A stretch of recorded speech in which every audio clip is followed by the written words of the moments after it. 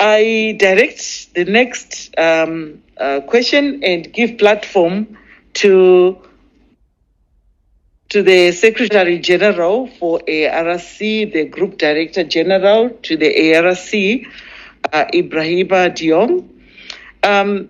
Maybe briefly highlight to us the commitments of ARC on issues of gender and DRM and the drive so that we are more clearer in terms of really leveraging what you are doing and also working together with you on issues around the Gender Transformative Fund and making it a reality. Well, thank you very much, Madam Moderator. And I think by now, to the various presentation, we have brought to light the human face of disasters and our common commitment, but also a vision to protecting the life and livelihood not only in Zimbabwe, but across our member states. Let me make two strong points. For everything that we've said so far, in order to be successful, it requires leadership and commitment. On the leadership front, as far as ARC is concerned, I mentioned it in my opening remark, we have the mandate and the mission given to us by the African Union. I could not think of a better leadership role which we embrace as an organization on behalf of our member states. So let me say it over and over again, we do work for Zimbabwe.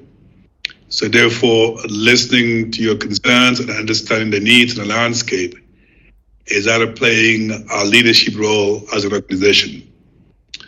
Let me focus on the commitment that we're prepared to make, which I, as Director General of the group, is also prepared to follow so we can better serve Zimbabwe, but all of our member states. I think number one, many have said something about the catalyst role that we play as an organization in convening the different stakeholders when it comes to gender and disaster risk management. I can assure you that we don't take that role lightly, and we will continue wherever possible to voice the concern of our member states on gender and disaster risk management, to make sure through advocacy we can make the case about the importance of linking the two. In our particular case, this has been demonstrated and tested through our intervention. So therefore, we believe we have the evidence to make the case about gender and disaster risk management extremely important. Our second commitment, we understand to our member states, the disaster does not mean the same thing to all of our member states. Today, we have products such as drought, which is relevant to Zimbabwe. We've launched a tropical cyclone last year, and we're in the middle of finalizing our product on flood, and we are also working on outbreak and epidemic. And that commitment comes from the fact that we want to respond to the demand of our member states. So therefore, I can assure the audience here that diversification of our product will continue so we can better serve our member states as well. Number three, as we talked about the Transformation Fund, it requires fundraising. And we are currently in the middle of defining our global fundraising strategy as a group. I can assure you, raising funding for gender is going to be at the center of our strategy in our fundraising. I'm not sure whether the SDC representative is still in the room, but this is an opportunity for me to thank them for the support and belief in ARC from the beginning, from the inception, and their continued support to Zimbabwe and Zambia through us. This is something that we highly appreciate, along with other donors that are supporting us. Number four, in terms of commitment, as I mentioned in my opening remark, gender, it's not a lip service for us. It's something that we believe in as an institution because of our commitment to actually protecting vulnerable communities. I can assure you, as we design our intervention in our various member states, will make sure from the beginning to the end, gender is factored into our design process so we can reflect the importance of gender in our intervention. So listening to this policy dialogue, to your feedback, to the lessons learned that Naomi has expressed eloquently, you can rest assured those feedback will be taken into account as we design our intervention. Number 5, let me also underscore the importance of smart partnership. Not one institution alone can do this, because success comes from dealing with policy, the legal regulatory framework, the capacity building, the fundings, and advocacy, and so on.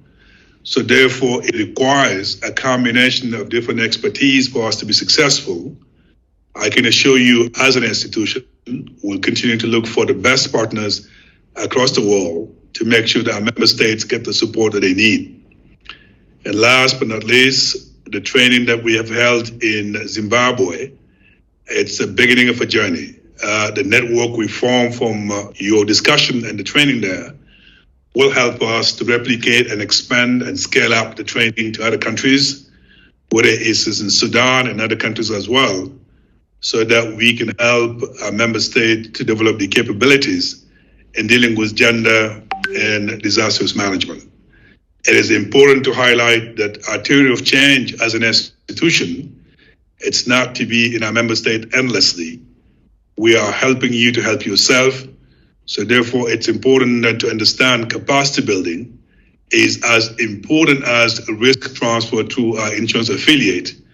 And that's why the training is extremely important what we do. Last but not least, it is important that we do not forget the ultimate goal of what we do is to protect the life and livelihood of communities across our member states. So telling these stories, listening to them, engaging with them is extremely critical for success. And I have no doubt what we learned from Zimbabwe will go a long way in making sure that we can continue to listen to our vulnerable communities across our member states, so we can continue to actually confirm and justify our relevancy as an institution. And as I often say to any of our member states, we do work for you. It's not the other way around. So listening to you is extremely critical for success. And I am delighted to have taken this Friday morning and be part of this exercise, which is the beginning of a long journey in policy dialogue.